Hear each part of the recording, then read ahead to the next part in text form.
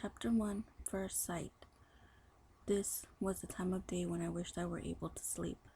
High school. Or was purgatory the right word? If there was any way to atone for my sins, this ought to count toward the tally in some measure. The tedium was not something I grew used to.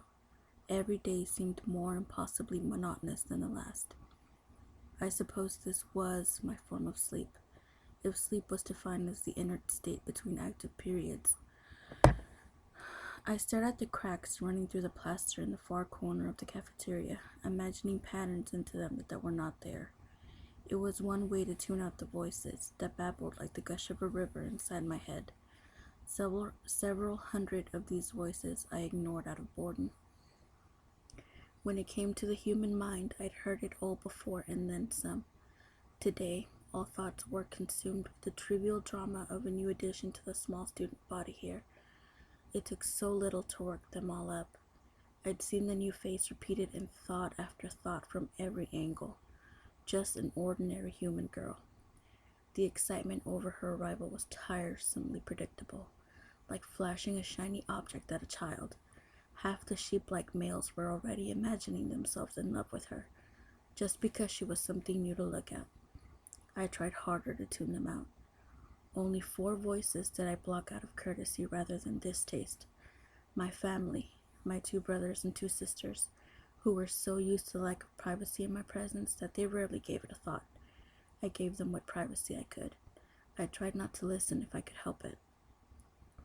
Try as I may, still, I knew. Rosalie was thinking, as usual, about herself. She'd caught sight of her profile in the reflection of someone's glasses, and she was mulling over her own perfection.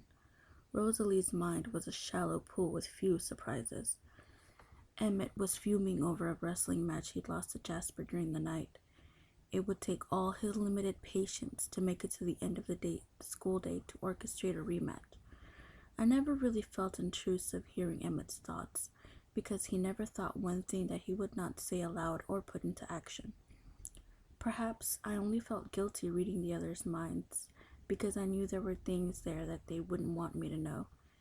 If Rosalie's mind was a shallow pool, then Emmett's was a lake with no shadows, glass clear. And Jasper was suffering. I suppressed a sigh. Edward.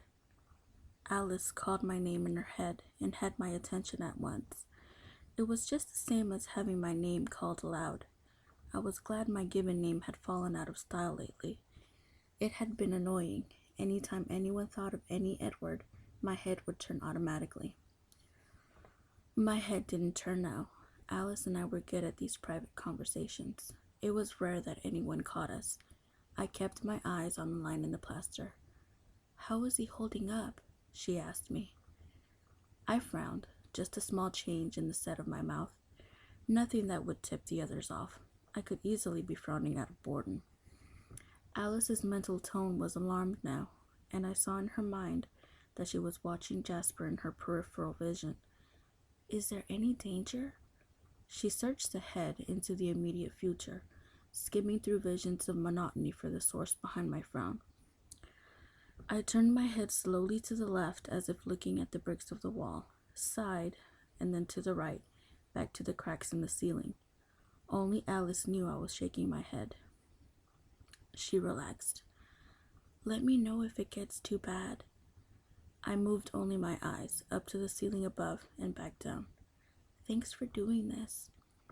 I was glad I couldn't answer her aloud. What would I say? My pleasure? It was hardly that. I didn't enjoy listening to Jasper's struggles. Was it really necessary to experiment like this? Wouldn't the safer path be to just admit that he might never be able to handle the thirst the way the rest of us could, and not push his limits? Why flirt with disaster?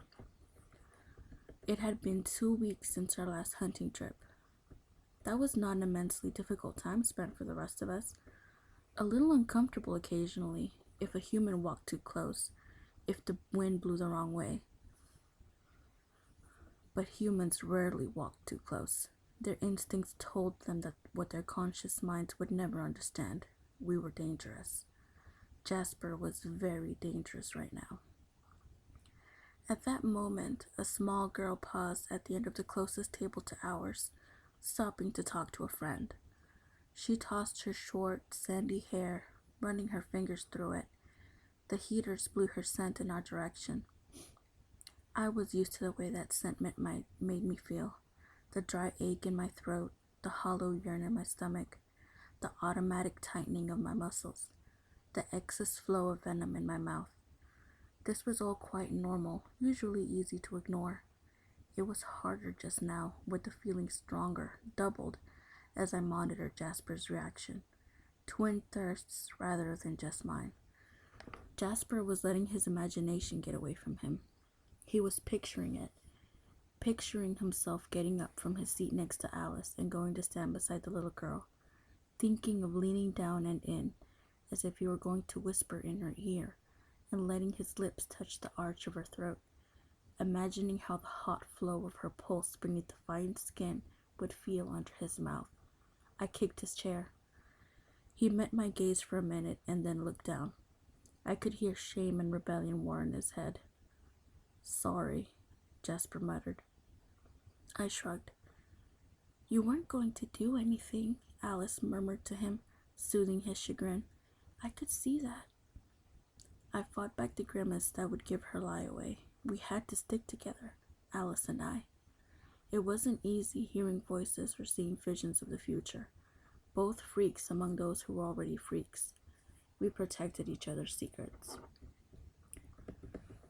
"It helps a little if you think of them as people," Alice suggested, her high musical voice too fast for human ears to understand, if any had been close enough to hear. "Her name is Whitney. She has a baby sister she adores. Her mother invited Esme to that garden party. Do you remember?" "I know who she is," Jasper said curtly. He turned away to stare out one of the small windows that were spaced just under the eaves around the long room. His tone ended the conversation. He would have to hunt tonight. It was ridiculous to take risks like this, trying to test his strength, to build his endurance. Jasper should just accept his limitations and work within them. His former habits were not conducive to our chosen lifestyle. He shouldn't push himself in this way. Alice sighed silently and stood, taking her tray of food, her prop, as it were, with her and leaving him alone. She knew when he'd had enough of her encouragement. Though Rosalie and Emmett were more flagrant about their relationship, it was Alice and Jasper who knew each other's every mood as well as their own, as if they could read minds too, only just each other's. Edward Cullen. Reflex reaction. I turned to the sound of my name being called, though it wasn't being called, just thought. My eyes locked for a small portion of a second, with a pair of wide, chocolate-brown human eyes set in a pale, heart-shaped face. I knew the face, though I'd never seen it myself before this moment. It had been foremost in every human head today, the new student, Isabella Swan, daughter of the town's chief of police, brought to live here by some new custody situation. Bella. She'd corrected everyone who'd used her full name. I looked away, bored. It took me a second to realize that she had not been the one to take my name. "Of course she's already crushing on the Cullens," I heard the first thought continue. Now I recognized the voice, Jessica Stanley. It had been a while since she'd bothered me with her internal chatter. What a relief it had been when she'd gotten over her misplaced infatuation. It used to be nearly impossible to escape her constant, ridiculous daydreams. I'd wished, at the time, that I could explain to her exactly what would have happened if my lips, and the teeth behind them, had gotten anywhere near her. That would have silenced those annoying fantasies. The thought of her reaction almost made me smile. "Fat lot of good it will do her," Jessica went on. "She's really not even pretty. I don't know why Eric is staring so much. Or Mike." She winced mentally on the last name. Her new infatuation, the generically popular Mike Newton, was completely oblivious to her. Apparently, he was not as oblivious to the new girl, like the child with the shiny object again. This put a mean edge to Jessica's thoughts. though she was outwardly cordial to the newcomer as she explained to her the commonly held knowledge about my family. The new student must have asked about us. "Everyone's looking at me today, too," Jessica thought smugly in an aside. "Isn't it lucky Bella had 2 classes with me? I'll bet Mike will want to ask me what she's..." I tried to block the inane chatter out of my head before the petty and the trivial could drive me mad. "Jessica Stanley is giving the new Swan girl or all the dirty laundry on the Cullen clan," I murmured to Emmett as a distraction. He chuckled under his breath. "I hope she's making it good," he thought. Rather unimaginative, actually. Just the barest hint of scandal. Not an ounce of horror. I'm a little disappointed. "And the new girl, is she disappointed in the gossip as well?" I listened to hear what this new girl, Bella, thought of Jessica's story. What did she see when she looked at the strange, chalky-skinned family that was universally avoided? It was sort of my responsibility to know her reaction. I acted as a lookout, for lack of a better word, for my family, to protect us. If anyone ever grew suspicious, I could give us early warning and an easy retreat. It happened occasionally. Some human with an active imagination would see in us the characters of a book or a movie. Usually they got it wrong, but it was better to move on somewhere new than to risk scrutiny. Very, very rarely someone would guess right. We didn't give them a chance to test their hypothesis. We simply disappeared, to become no more than a frightening memory. I heard nothing, though I listened close beside where Jessica's frivolous internal monologue continued to gush. It was as if there was no one sitting beside her. How peculiar had the girl moved? That didn't seem likely, as Jessica was still babbling to her. I looked up to check, feeling off balance, checking on what my extra hearing could tell me. It wasn't something I ever had to do.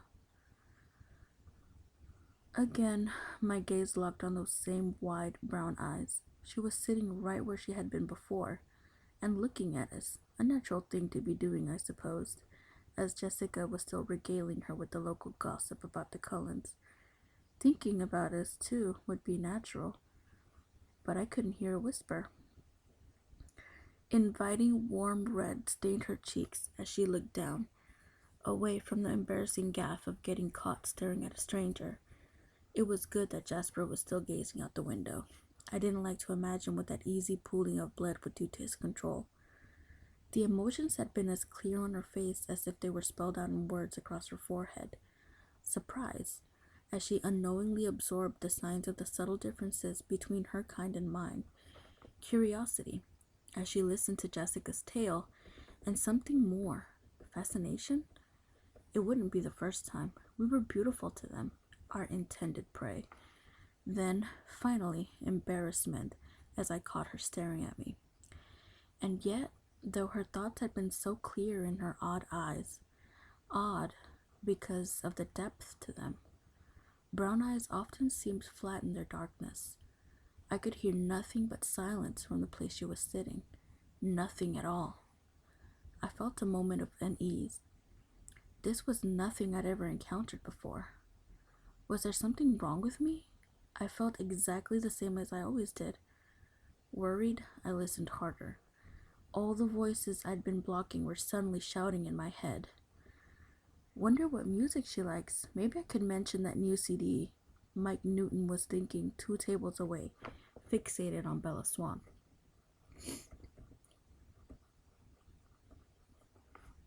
Look at him staring at her. Isn't it enough that he has half the girls in school waiting for him to Eric?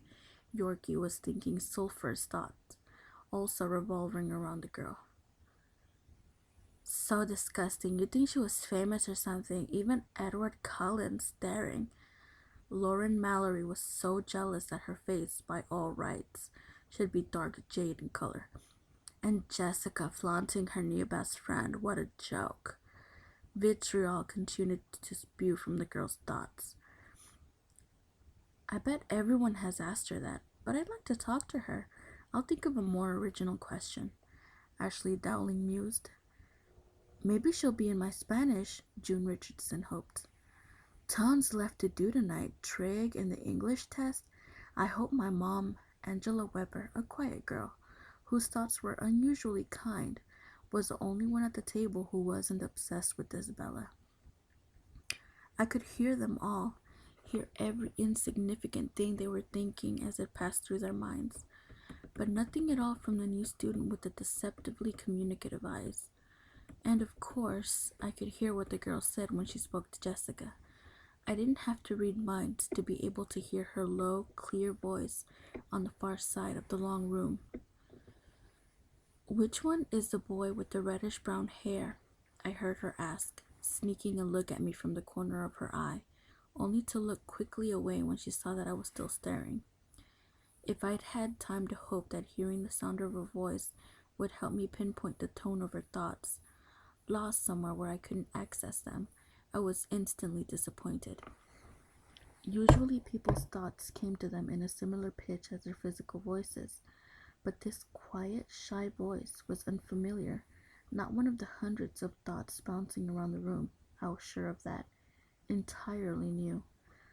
"Oh, good luck, idiot," Jessica thought before answering the girl's question. "That's Edward. He's gorgeous, of course, but don't waste your time. He doesn't date. Apparently none of the girls here are good-looking enough for him," she sniffed. I turned my head away to hide my smile. Jessica and her classmates had no idea how lucky they were that none of them particularly appealed to me. Beneath the transient humor, I felt a strange impulse, one I did not clearly understand. It had something to do with the vicious edge to Jessica's thoughts that the new girl was unaware of.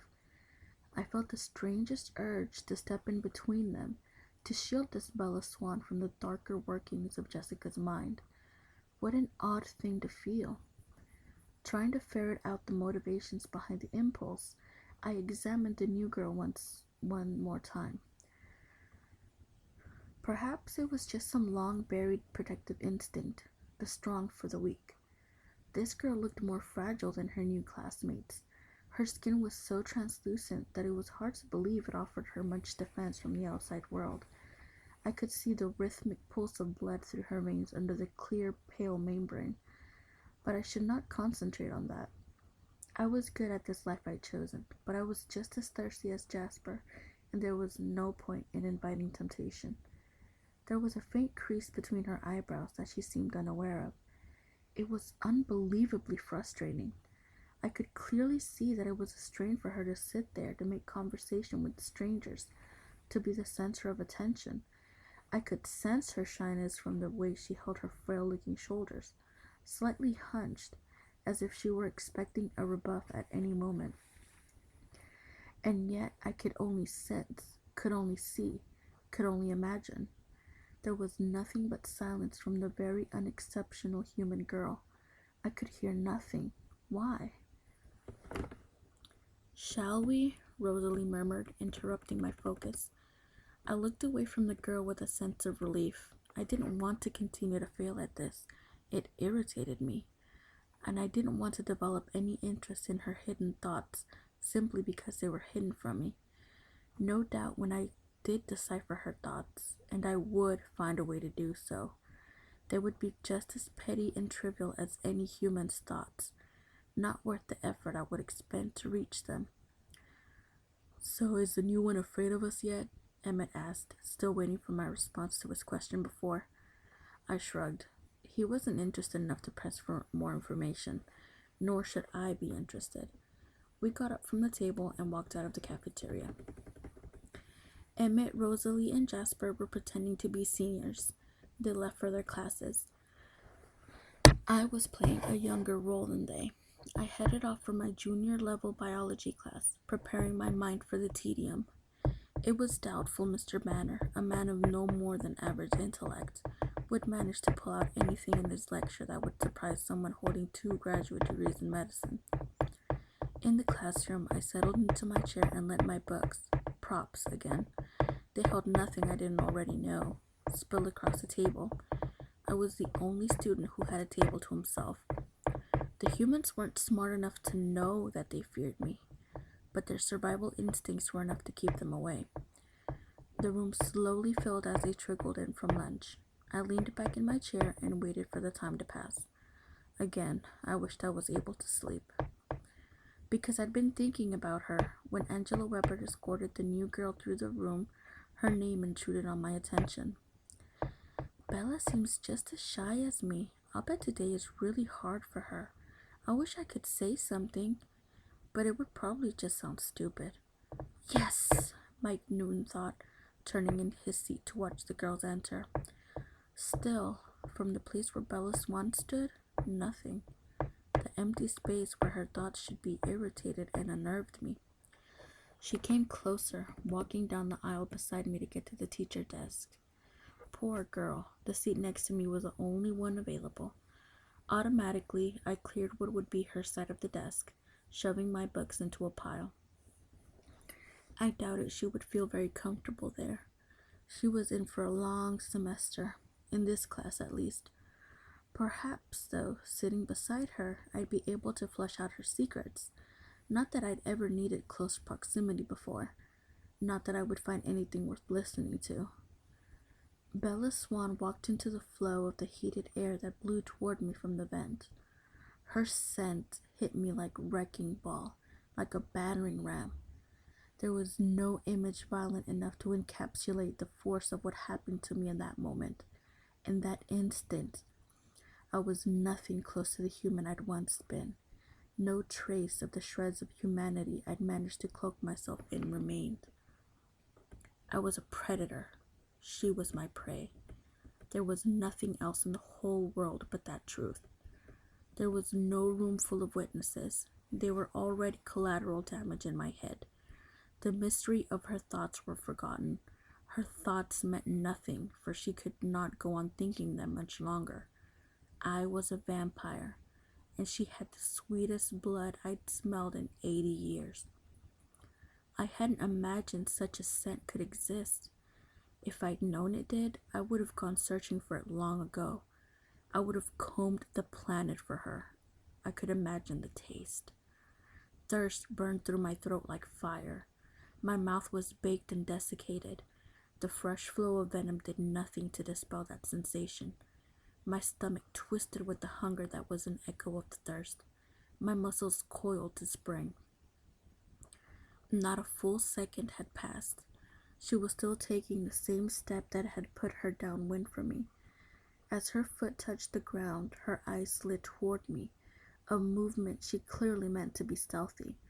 Her glance met mine, and I saw myself reflected in the wide mirror of her eyes. The shock of the face I saw there saved her life for a few thorny moments. She didn't make it easier. When she processed the expression on my face, blood flooded her cheeks again, turning her skin the most delicious color I'd ever seen. The scent was thick haze in my brain. I could barely think through it. My thoughts raged, resisting control, incoherent. She walked more quickly now, as if she understood the need to escape. Her haste made her clumsy. She tripped and stumbled forward, almost falling into the girl seated in front of me. Vulnerable, weak, even more than usual for a human. I tried to focus on the face I'd seen in her eyes, a face I recognized with revulsion, the face of the monster in me, the face I'd beaten back with decades of effort and uncompromising discipline. How easily it sprang to the surface now. The scent swirled around me again, scattering my thoughts and nearly propelling me out of my seat. No. My hand gripped under the edge of the table as I tried to hold myself in my chair. The wood was not up to the task. My hand crushed through the strut and came away with a palm full of splintered pulp, leaving the shape of my fingers carved into the remaining wood. Destroy evidence. That was a fundamental rule. I quickly pulverized the edges of the shape with my fingertips, leaving nothing but a ragged hole and a pile of shavings on the floor, which I scattered with my foot. Destroy evidence. Collateral damage. I knew what had to happen now. The girl would have to come sit beside me, and I would have to kill her. The innocent bystanders in this classroom, 18 other children and one man, could not be allowed to leave this room. having seen what they would soon see. I flinched at the thought of what I must do. Even at my very worst, I had never committed this kind of atrocity. I had never killed innocents, not in over 8 decades, and now I planned to slaughter 20 of them at once. The face of the monster in the mirror mocked me. Even as part of me shuddered away from the monster, another part was planning it. If I killed the girl first, I would have only 15 or 20 seconds with her before the humans in the room would react. Maybe a little bit longer, if at first they did not realize what I was doing. She would not have time to scream or feel pain. I would not kill her cruelly. That much I could give this stranger with her horribly desirable blood. But then I would have to stop them from escaping. I wouldn't have to worry about the windows, too high up and small to provide an escape for anyone. Just the door. Block that and they were trapped. It would be slower and more difficult trying to take them all down when they were panicked and scrambling, moving in chaos. Not impossible, but there would be much more noise. Time for lots of screaming. Someone would hear, and I'd be forced to kill even more innocents in this black hour. And her blood would cool while I murdered the others. The scent punished me, closing my throat with dry aching. So the witnesses first, then. I mapped it out in my head. I was in the middle of the room, the furthest row in the back. I would take my right side first. I could snap 4 or 5 of their necks per second, I estimated. It would not be noisy. The right side would be the lucky side. They would not see me coming. Moving around the front and back of the left side, it would take me at most 5 seconds to end every life in this room. Long enough for Bella Swan to see, briefly, what was coming for her. Long enough for her to feel fear. Long enough, maybe, if shock didn't freeze her in place, for her to work up a scream. One soft scream that would not bring anyone running. I took a deep breath, and the scent was a fire that raced through my dry veins, burning out from my chest to consume every better impulse that I was capable of. She was turning now. In a few seconds, she would sit down inches away from me. The monster in my head smiled in anticipation. Someone slammed shut a folder on my left. I didn't look up to see which of the doomed humans it was, but the motion sent a wave of ordinary, unscented air wafting across my face. For one short second, I was able to think clearly. In that precious second, I saw 2 faces in my head, side by side. One was mine, or rather had been, the red-eyed monster that had killed so many people that I'd stopped counting the numbers. Rationalized, justified murders. A killer of killers, a killer of other, less powerful monsters. It was a god complex, I acknowledged that. Deciding who deserved a death sentence, it was a compromise with myself. I had fed on human blood, but only by the loosest definition. My victims were, in their various dark pastimes, barely more human than I was.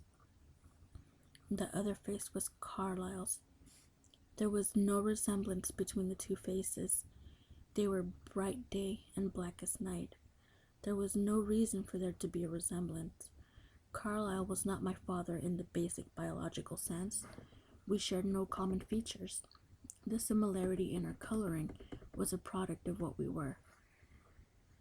Every vampire had the same ice, pale skin. The similarity in the color of our eyes was another matter, a reflection of a mutual choice. And yet, though there was no basis for a resemblance, I'd imagine that my face had begun to reflect his to an extent in the last 70-odd years that I had embraced his choice and followed in his steps. My features had not changed, but it seemed to me like some of his wisdom had marked my expression, that a little of his compassion could be traced in the shape of my mouth, and hints of his patience were evident on my brow. All those tiny improvements were lost in the face of the monster. In a few moments, there would be nothing left in me that would reflect the years I'd spent with my creator, my mentor, my father in all the ways that counted. My eyes would glow red as a devil's. All likeness would be lost forever. In my head, Carlisle's kind eyes did not judge me. I knew that he would forgive me for this horrible act that I would do, because he loved me, because he thought I was better than I was. And he would still love me, even as I now proved him wrong. Bella Swan sat down in the chair next to me, her movement stiff and awkward, with fear, and the scent of her blood bloomed in an inexorable cloud around me. I would prove my father wrong about me. The misery of this fact hurt almost as much as a fire in my throat. I leaned away from her in revulsion, revolted by the monster aching to take her. Why did she have to come here? Why did she have to exist? Why did she have to ruin the little peace I had in this non-life of mine? Why had this aggravating human ever been born? She would ruin me. I turned my face away from her, as a sudden fierce, unreasoning hatred washed through me. Who was this creature? Why me? Why now? Why did I have to lose everything just because she happened to choose this unlikely town to appear in? Why had she come here? I didn't want to be the monster. I didn't want to kill this room full of harmless children. I didn't want to lose everything I'd gained in a lifetime of sacrifice and denial. I wouldn't. She couldn't make me. The scent was the problem, the hideously appealing scent of her blood. If there was only some way to resist, if only another gust of fresh air could clear my head. Bella Swan shook out her long, thick, mahogany hair in my direction. Was she insane? It was as if she were encouraging the monster, taunting him. There was no friendly breeze to blow the smell away from me now. All would soon be lost. No, there was no helpful breeze. But I didn't have to breathe. I stopped the flow of air through my lungs. The relief was instantaneous, but incomplete. I still had the memory of the scent in my head, the taste of it on the back of my tongue. I wouldn't be able to resist even that for long. But perhaps I could resist for an hour. 1 hour. Just enough time to get out of this room full of victims. Victims that didn't have to be victims. If I could resist for 1 short hour. It was an uncomfortable feeling, not breathing. My body did not need oxygen, but it went against my instincts. I relied on scent more than my other senses in times of stress. It led the way in the hunt. It was the first warning in case of danger. I did not often come across something as dangerous as I was, but self-preservation was just as strong in my kind as it was in the average human. Uncomfortable, but manageable. More bearable than smelling her and not sinking my teeth through that fine, thin, see-through skin to the hot, wet, pulsing. An hour, just 1 hour. I must not think of the scent, the taste. The silent girl kept her hair between us, leaning forward so that it spilled across her folder. I couldn't see her face to try to read the emotions in her clear, deep eyes. Was this why she let her tresses fan out between us? To hide those eyes from me? Out of fear? Shyness? To keep her secrets from me? My former irritation at being stymied by her soundless thoughts was weak and pale in comparison to the need and the hate that possessed me now. For I hated this frail woman-child beside me, hated her with all the fervor with which I clung to my former self, my love of my family, my dreams of being something better than what I was. Hating her, hating how she made me feel. It helped a little. Yes, the irritation I'd felt before was weak, but it too helped a little. I clung to any emotion that distracted me from imagining what she would taste like. Hate and irritation, impatience, would the hour never pass?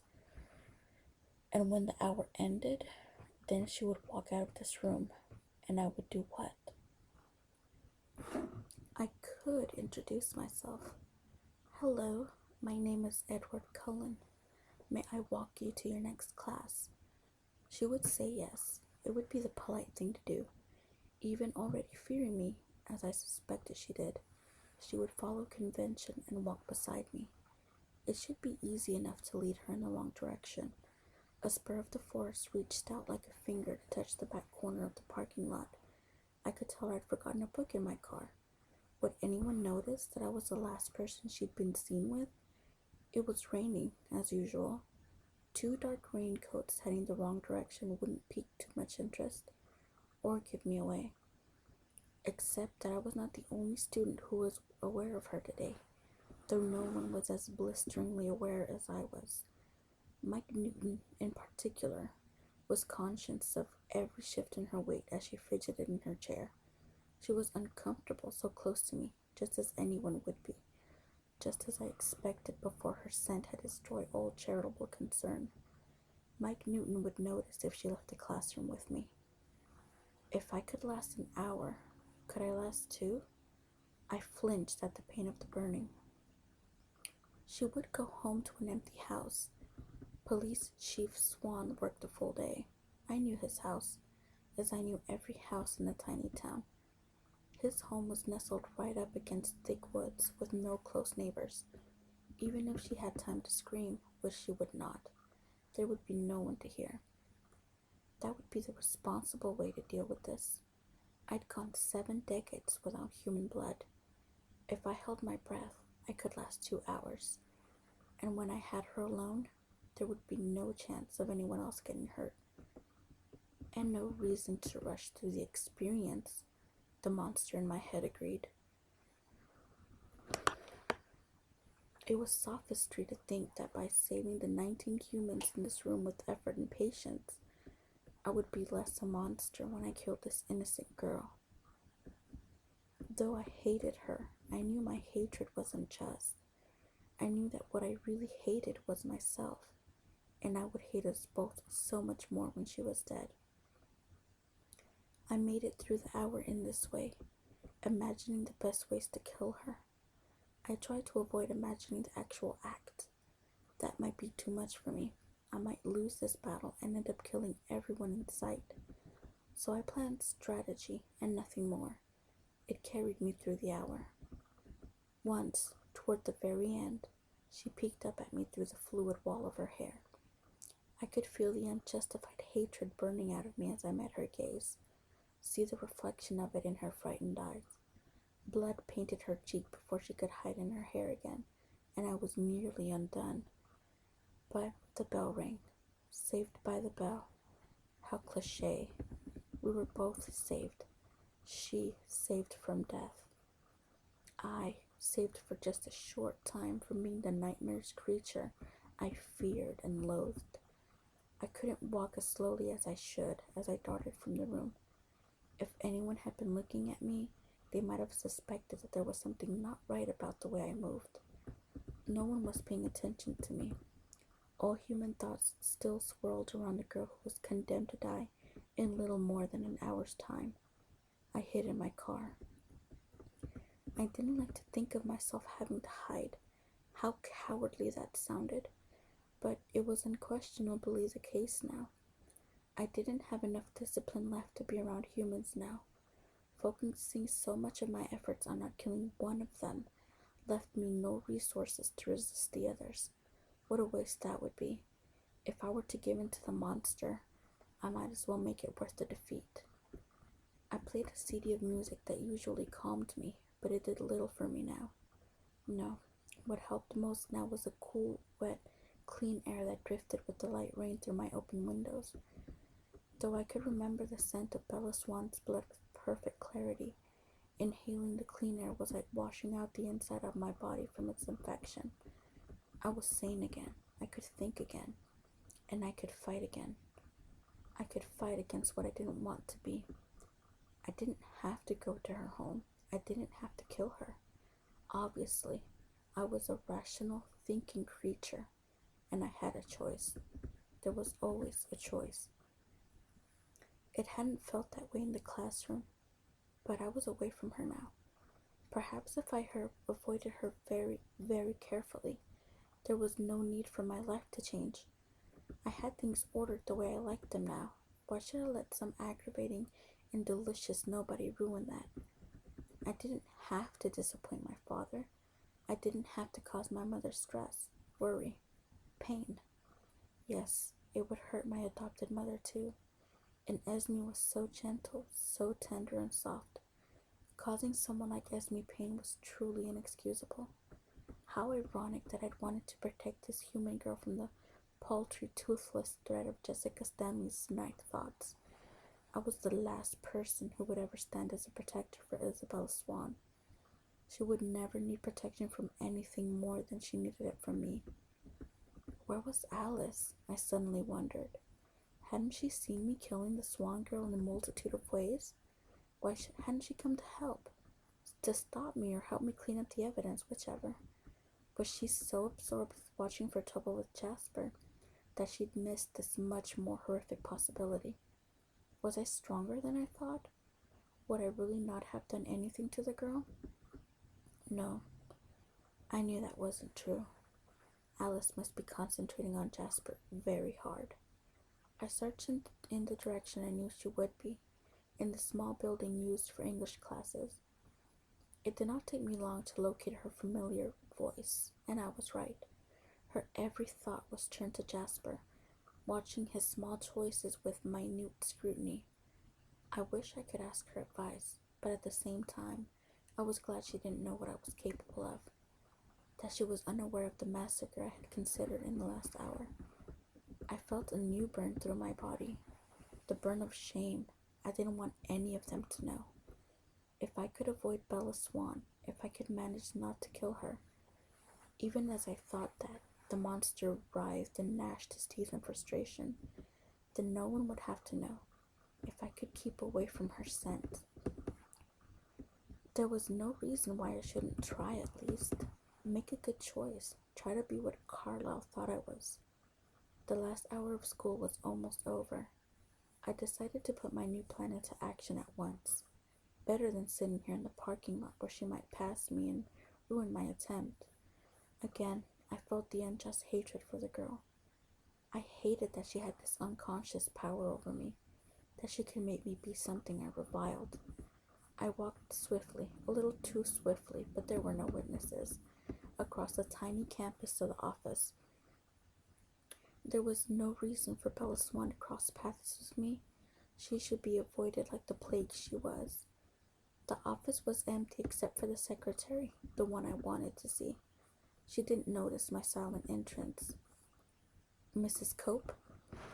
The woman with the unnaturally red hair looked up and her eyes widened. It always caught them off guard, the little markers they didn't understand, no matter how many times they'd seen one of us before. "Oh," she gasped, a little flustered. She smoothed her skirt. "Silly," she thought to herself. "He's almost young enough to be my son. Too young to think of that way. Hello, Edward. What can I do for you?"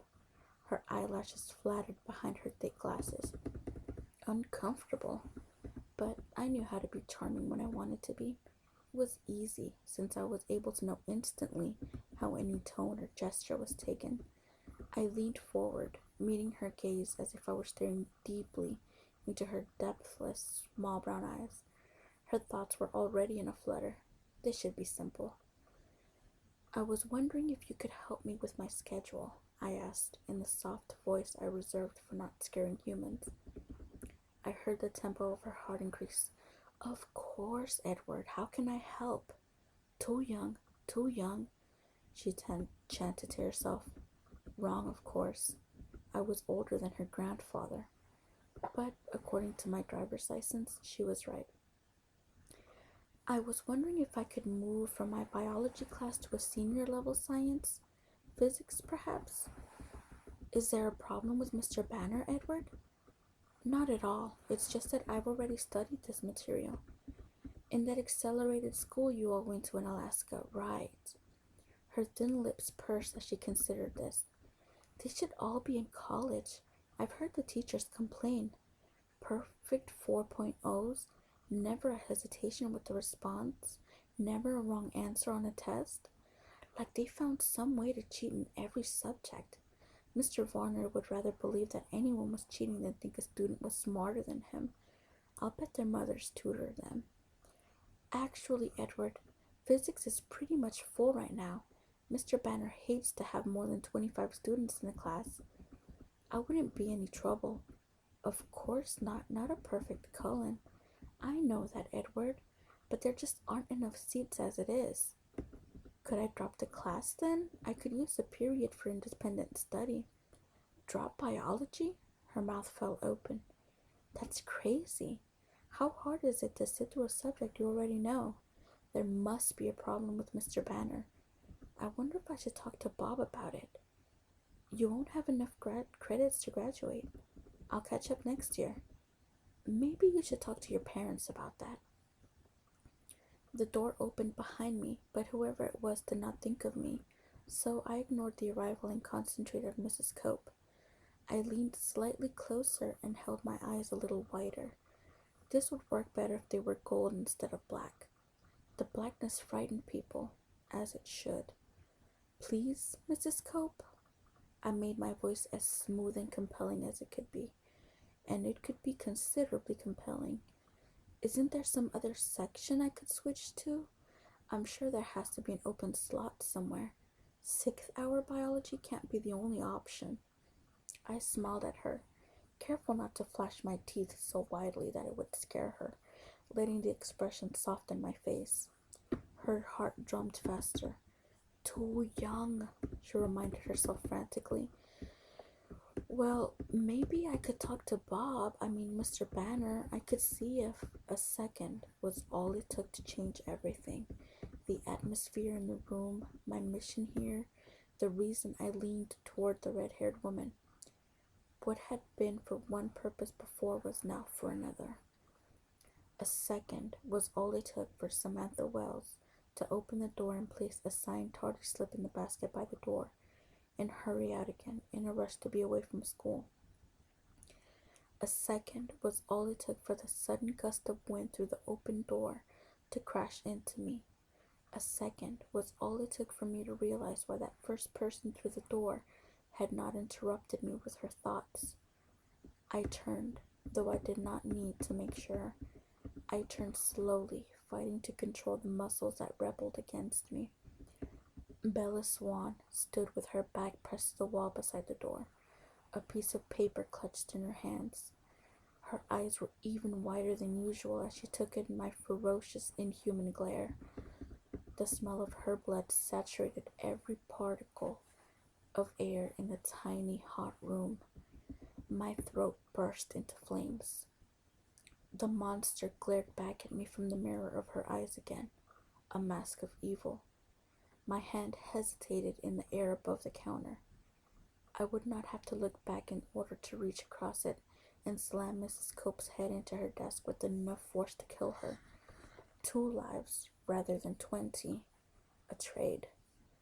The monster waited anxiously, hungrily for me to do it. But there was always a choice. There had to be. I cut off the motion of my lungs and fixed Carlyle's face in front of my eyes. I turned back to face Mrs. Cope and heard her internal surprise at the change in my expression.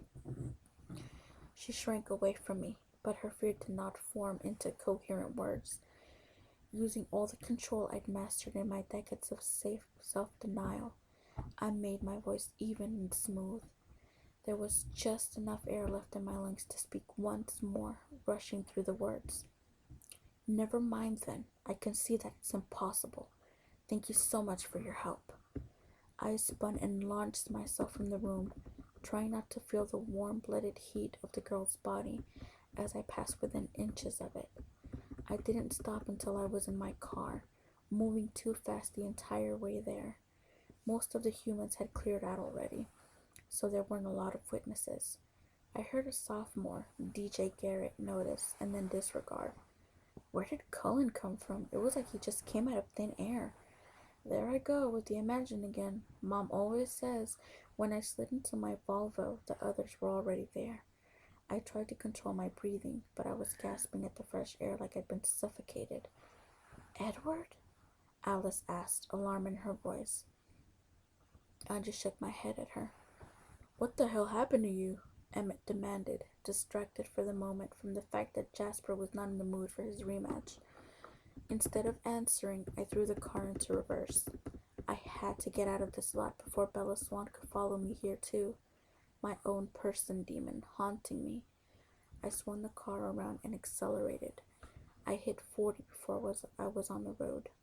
On the road, I hit 70 before I made the corner. Without looking, I knew that Emmett, Rosalie, and Jasper had all turned to stare at Alice. She shrugged. She couldn't see what had passed, only what was coming. She looked ahead from me now.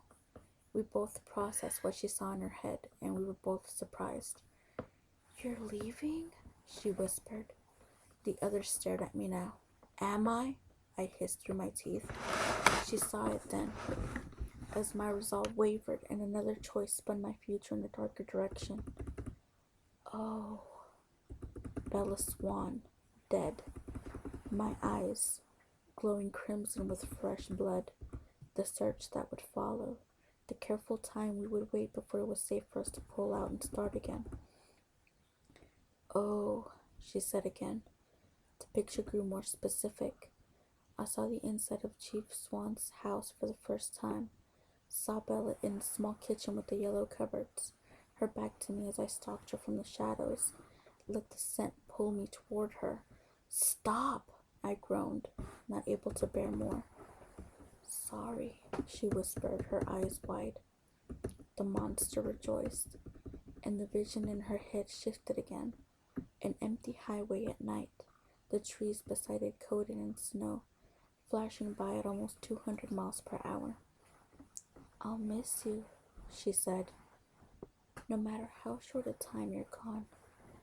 Emmett and Rosalie exchanged an apprehensive glance.